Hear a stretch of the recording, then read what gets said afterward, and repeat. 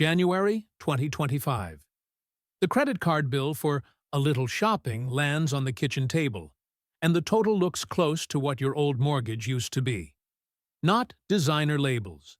Socks, jeans for grandkids, a couple of shirts for work, all from extra 40% off weekends that promised savings and quietly became a balance that will follow you for months. For many households in their 50s, 60s, 70s, this is the pattern. A few modest trips for basics, stacked on plastic, each one easy to excuse. Then groceries edge up, a medical bill arrives, the car needs service, and only the minimum goes through. Federal Reserve data released in August 2025 show credit card delinquencies at commercial banks a little above 3% of balances, meaning about 3 of every $100 on cards are already late. For an ordinary family, this figure shows how quickly a small balance can harden into a slow, expensive burden. While families lean on credit, the ground under familiar stores shifts. CoreSite Research warned in January 2025 that up to 15,000 U.S. retail locations could shut this year, roughly twice the count a year earlier. That is dozens of closures a day, many of them clothing chains in malls that once felt permanent. It is not a statistic about strangers. It is your local anchor store dimming, the entrance you used every December now papered over. Some names have already crossed that line. In May 2024, teen retailer Rue 21 filed for its third bankruptcy and moved to close roughly 540 shops nationwide, wiping out one of the last low-price options in many smaller towns in a single season. In April 2024, Express sought court protection with a plan to shut more than 100 stores, including familiar mall locations for middle-income shoppers. When chains that defined everyday fashion cannot keep up with rent, borrowing costs, and online rivals, it signals a model under strain, not just a style out of favor. Shoppers walk past 70% off banners and feel they are getting a break.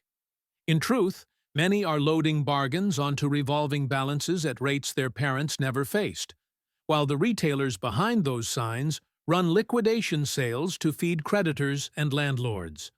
That bill that reads like a mortgage payment, the endless clearance events, the blank space where a logo stood for decades.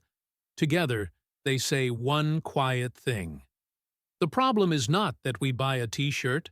The problem is that between us and that t-shirt now stands an entire system of debt and locked doors.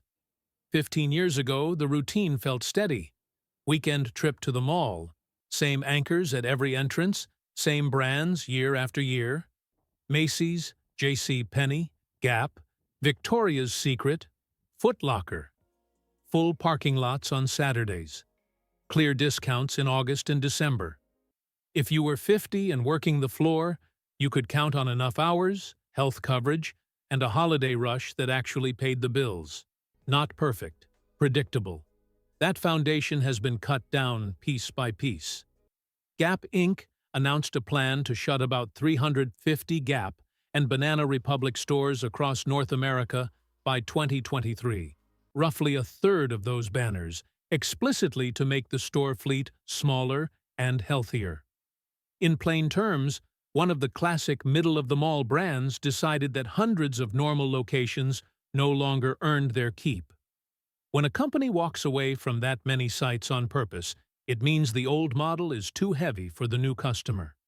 Analysts at UBS later projected that around 45,000 U.S. retail stores could vanish by the end of this decade if online sales keep climbing and weak locations are cleared out. This figure is not a scare headline. It is a map of slow erosion.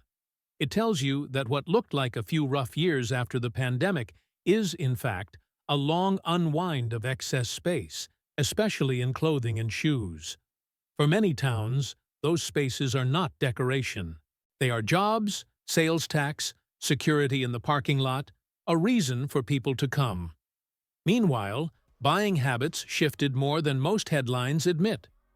Census data for the second quarter of 2025 show e-commerce reaching about 15.5% of total retail sales, growing faster than overall spending in that period.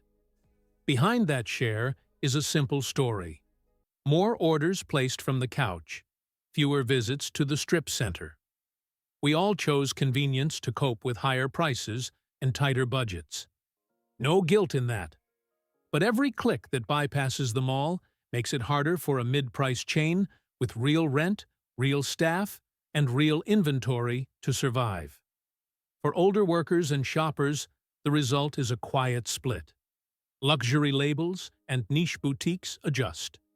Ultra-cheap online platforms flood feeds. The middle, those familiar chains that dressed teachers, nurses, office staff, grandparents, turns from backbone into ballast. From the outside, it can look like natural progress.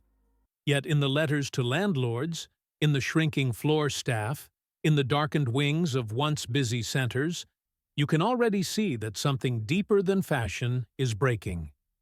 You start to sense that something deeper than fashion is breaking in the small details that never used to be there.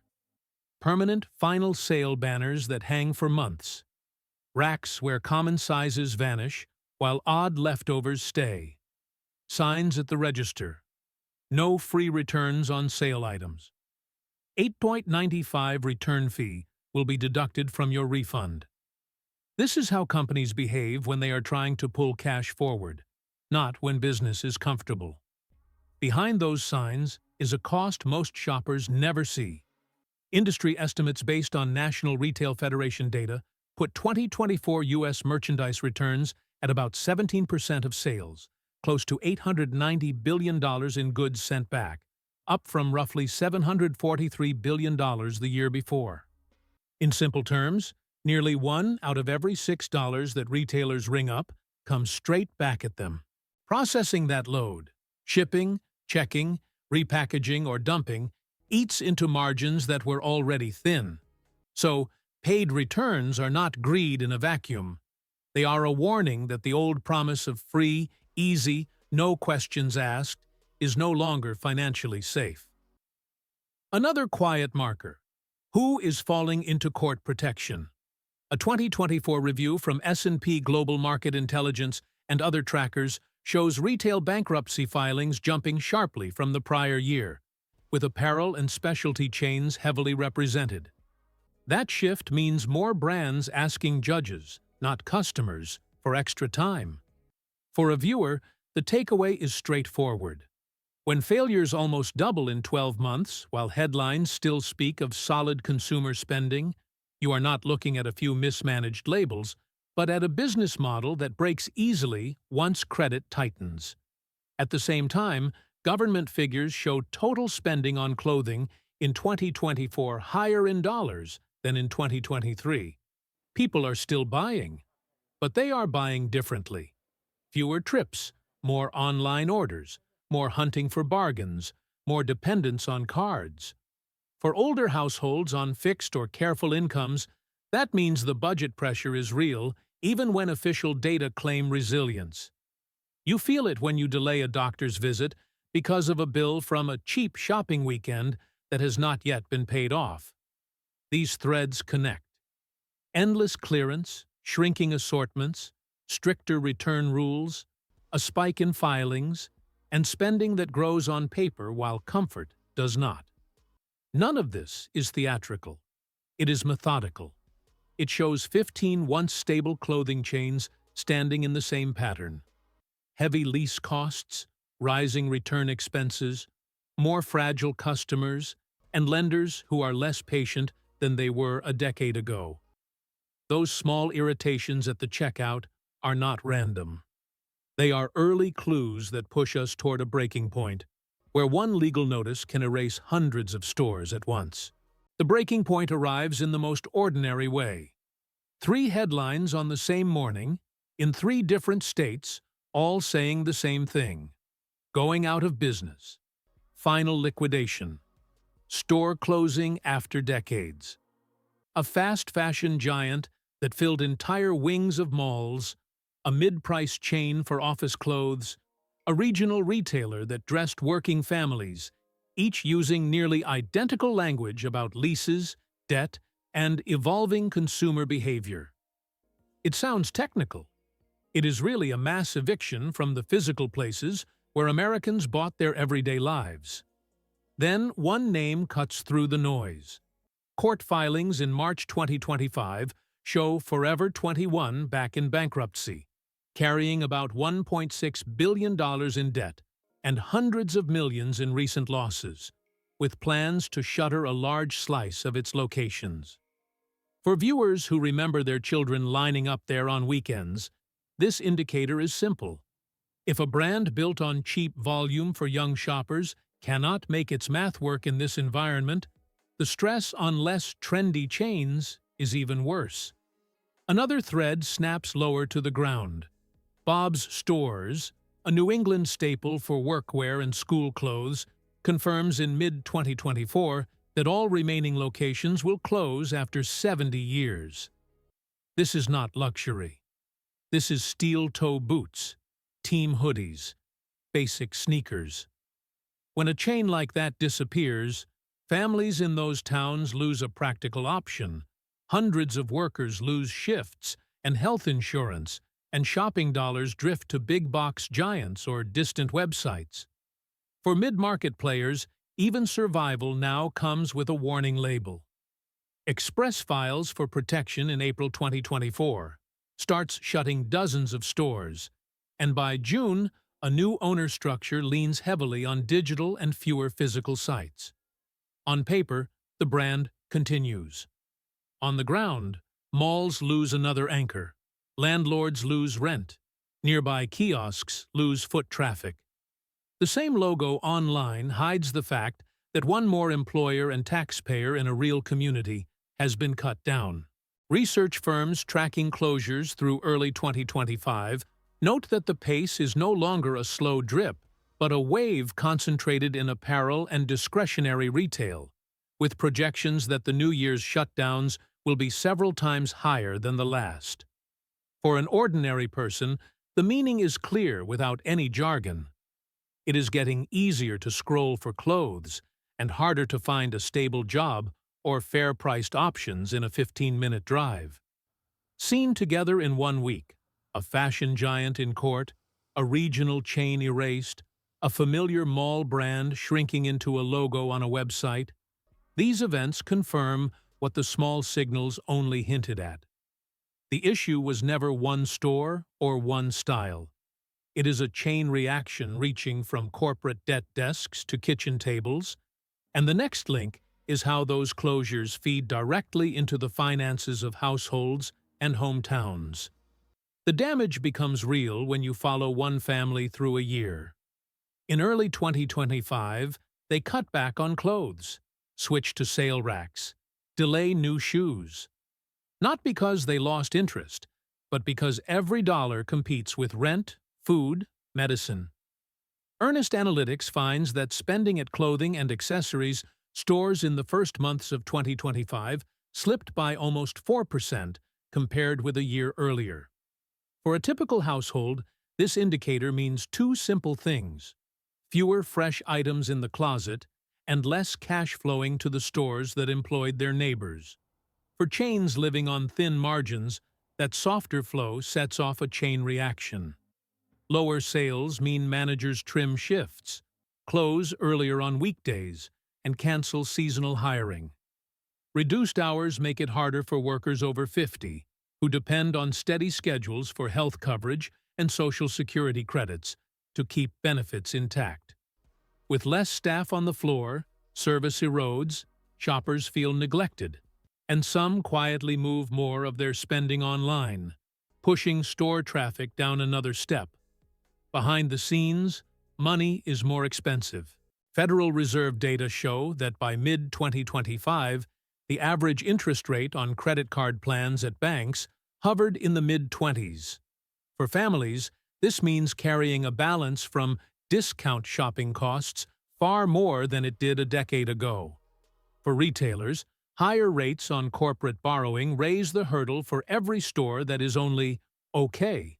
not outstanding. A business that once survived a slow quarter by tapping a cheap credit line now pays so much to roll that debt that one weak season can tip it into restructuring. At the same time, the New York Fed reports total credit card balances above $1 trillion in 2025, climbing from the prior year. Those data tell us customers are leaning on plastic, even as they say they are cutting back. In practice, that means part of today's clothing sales are pulled from tomorrow's income. When rates are high and paychecks are tight, this loop breaks suddenly. People stop buying or fall behind, and both the consumer and the store hit the wall together. Industry outlooks for fashion and retail in 2024-2025 add one more layer. Costs for shipping, labor, and compliance have increased, while mass market prices cannot jump much without losing buyers. Put plainly, big mid-price brands are squeezed from both sides, customers trading down, expenses climbing up. So when a store closes in a tourist town or an anchor disappears from a suburban mall, it is not an isolated story. It is the end point of this whole sequence. Weaker demand, costlier debt, shrinking hours, empty units, and city budgets missing the taxes those stores used to pay. Once you see that chain, the question shifts. It is no longer whether a few logos vanish. It is what kind of streets, jobs, and local services replace them, and which clothing names, still shining today, are already being quietly tested for the next round. The pattern of who survives and who fades is no longer mysterious.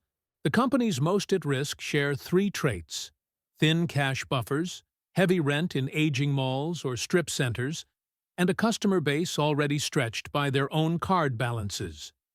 Add sizable loans taken in the years when money was cheap, and one slow season or one failed new line is enough to push them into talks with lenders. For shoppers and workers over 60, this is not theory. It is the moment a familiar store vanishes between one visit and the next, leaving a paper sign and unanswered questions. The strain does not stop at the storefront.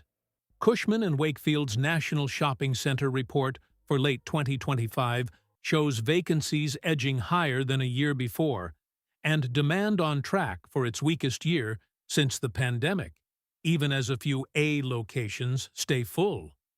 In plain language, strong centers hold on. Weaker ones hollow out. When anchors close in those marginal sites, landlords collect less rent, nearby shops lose traffic, and towns lose a slice of sales and property tax that paid for police shifts, park upkeep, library hours. The risk profile is geographic. Communities built around fragile retail hubs stand closer to the line than those with diverse employers. Credit data add a sharper edge. TREP reports that by fall 2025, delinquent commercial mortgage-backed securities tied to retail properties climbed to one of the highest shares among major sectors. Behind this figure sit malls and centers whose owners are struggling to cover loans as tenants shrink or leave. A troubled property does not default overnight. It cuts maintenance, delays upgrades, resists lowering rents, and quietly becomes a weaker neighbor. Residents see more dark windows, fewer security staff, slower snow removal. Their everyday environment absorbs the cost of distant financing decisions. On the corporate side, S&P Global Market Intelligence counted more than 30 significant U.S. retail bankruptcies in 2024, the highest tally since the early pandemic years. This indicator tells us the first wave has already passed through, catching chains that could not adapt fast enough. Companies that remain are not automatically safe. Many carry similar debts, similar leases, similar exposure to shoppers who are careful rather than carefree. Too well known to fail has turned into well known, therefore heavily borrowed. For ordinary people, going broke first will not look like dramatic collapse. It will look like another cut to hours for older workers, another round of consolidations instead of raises, Another tax proposal to fill small gaps left by lost stores. Another half-empty center that feels less safe after dusk. Cities will protect bond payments and essential services, but they will do it by freezing openings, postponing repairs, and expecting families to navigate longer drives and thinner choices. You will feel it in routines long before you hear it in speeches. The quiet warning comes from documents most viewers never see. Updated closure forecasts, lender stress tests, credit rating outlooks that flag specific apparel and department store names as elevated risk through 2026-2027 if borrowing costs stay high and consumer debt does not ease. The public lists are cautious. The private scenarios are less gentle. They outline a possible second wave that would hit many of the same main streets and malls that are only now absorbing the first. The names on that next list are not yet announced, but for anyone looking at their own shrinking choice of places to buy a simple shirt, the message is already clear enough. This story is not finished.